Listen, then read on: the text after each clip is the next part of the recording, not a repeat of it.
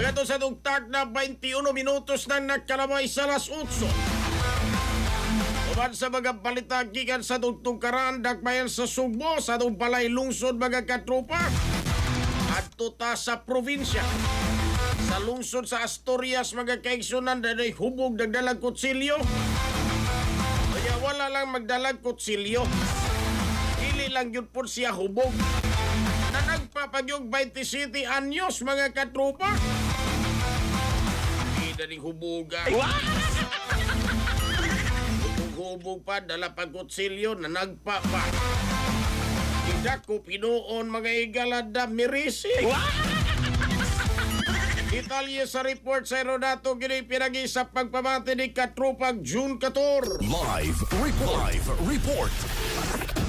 Yes, nasikop sa kapulisan sa lungsod sa Asturias kining 50 anyos nga lalaki human giingong naghimo ni kagubot nagdanig ka kutsilyo nya nagpabigin ni og gaulitaw na sikop ni dito sa may sitio daan lungsod barangay Santa Lucia lungsod sa Asturias kagahapon sa hapon Hunyo 28, 2026 gila kining suspek nga si Wilmer Maniego Pahayahay residente ni sa baong lugar. Sa report sa kapulisan nga nakarawan silang tawag ang kining ilang buhatan gikan nining usa ka barangay konsehal nga si Raul Rigner nga dunay hubog nga lalaki nga nagdadanig kutsilyo og na nagpa kuno ni og gining 27 anyos nga residente nga kini si Aldrin Pahayahay plangat pagabot sa mga respondig ka kapulisan ila kini nadakpan ang suspek og na-recover gikan kini kining usa ka kutsilyo nga dunay gidas-on nga 12 pulgada apil lang kini nga puan ini gidala ang kining dinakpan nga suspek kadto sa infirmary clinic alang sa medical examination og gitanggong ni karos kustodiya sa kapulisan samtang ginaman na og kini ang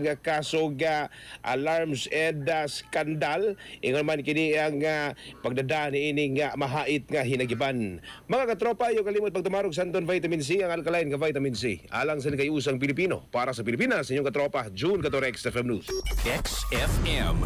Santon Plus Gold, mapalit sa mga butika sa inyong lugar.